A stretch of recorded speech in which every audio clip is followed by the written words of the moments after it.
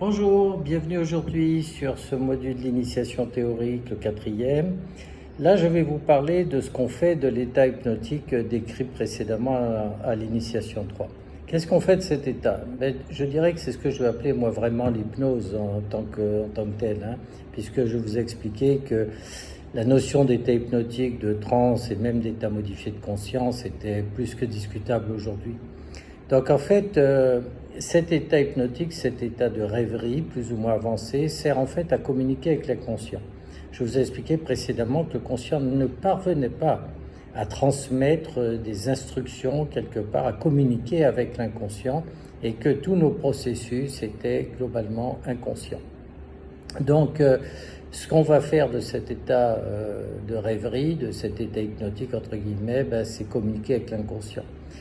Vous vous rappelez que le conscient ne peut pas dire j'ai plus peur, je n'ai plus de phobie, je n'ai plus mal, je n'ai plus de somatisation, j'ai plus d'allergie somatique par exemple de peau et des choses comme ça. C'est pas possible, je n'ai plus de compulsion, enfin toutes ces choses-là. Donc ce qu'on va faire avec la technique d'hypnose proprement dit, d'hypnose thérapeutique, c'est qu'en fait on va utiliser la suggestion. La base de tout, finalement, c'est la suggestion. Donc, on va faire des suggestions pour s'adresser en douceur, quelque part, à l'inconscient. Et ces suggestions sont de 3 ordres. Il y a les suggestions directes. Imaginez que vous êtes ici, que vous êtes là. Imaginez que vous avez maigri. Imaginez que... qui permettent de projeter la personne aussi dans un état désiré, dans un autre état, dans une situation, puisque en fait une des propriétés de l'inconscient, c'est qu'on a tendance à suivre ces projections. Donc si vous modifiez un peu vos projections, c'est la notion de vision positive, c'est la méthode Coué qui est basée là-dessus, sur l'autosuggestion. C'est pas une fantaisie, ça a été tourné en ridicule, mais la méthode Coué, si elle est respectée dans ses fondamentaux, a des tas d'effets positifs. Donc je disais la suggestion directe pour commencer. Ensuite, il y a la suggestion indirecte. C'est principalement le terrain. Et la suggestion indirecte, elle est faite comment? Essentiellement avec de la métaphore et de la symbolique. On va utiliser de la métaphore et de la symbolique. C'est ce qui impacte le mieux l'inconscient. Notre inconscient, paraît-il, s'est formaté à coup d'images, si j'ose dire. Donc on va parler d'un ballon, on va parler d'une ficelle, de brûler, de ci, de ça. On va parler d'un papillon, enfin on peut parler de tas de choses, de tas de métaphores, on peut en inventer, il en existe même sur le marché, si on manque un peu d'imagination. Et donc on va utiliser la métaphore principalement pour de la suggestion indirecte. Il reste encore une 3e voie de suggestion, c'est la suggestion voilée.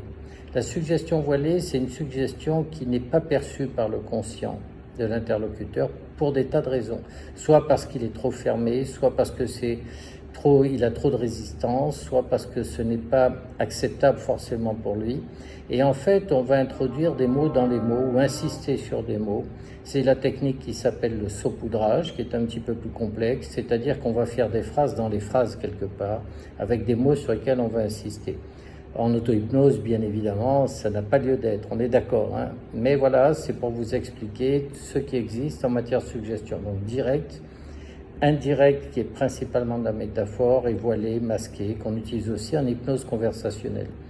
On pourra y venir, peut-être je ferai un couplet là-dessus, une information. L'hypnose conversationnelle, comme son nom indique, c'est dans la discussion, sans état de rêverie, qu'on va induire en douceur un certain nombre d'informations et d'influences. On y reviendra.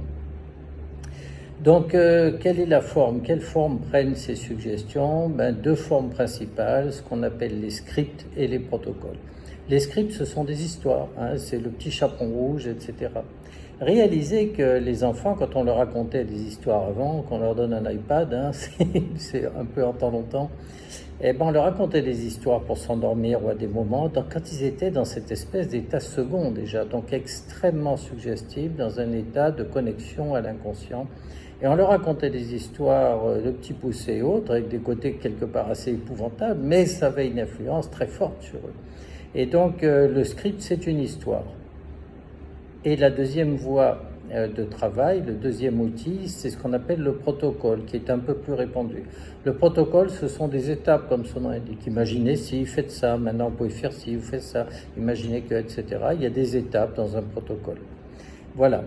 Ça veut dire qu'en fait, comprenez qu'il y en a une multitude. Déjà, pour traiter une problématique, on peut utiliser X protocoles. Et ces protocoles, il y en a qui existent, il y a des protocoles standards, entre guillemets, sur le marché ou dans l'enseignement, et puis il y a ceux qu'on a adaptés. Tous ceux qui ont un petit peu de bouteille, un peu d'expérience comme moi, ont adapté leurs protocoles, enfin je pense. Et puis les scripts, il y en a une infinité. On peut fabriquer des métaphores, on peut en créer, on peut en adapter, on peut allonger, réduire, etc. Donc il y a une infinité de possibilités de traitement d'une problématique par des scripts ou protocoles. Voilà pour ce qui est de la méthode qu'on utilise pour l'hypnose proprement dite, pour l'action, si j'ose dire. Dans une prochaine vidéo, je vous parlerai de qui est réceptif, qui est hypnotisable. Là aussi, il y a beaucoup de croyances et beaucoup de choses fausses. Merci, à très bientôt.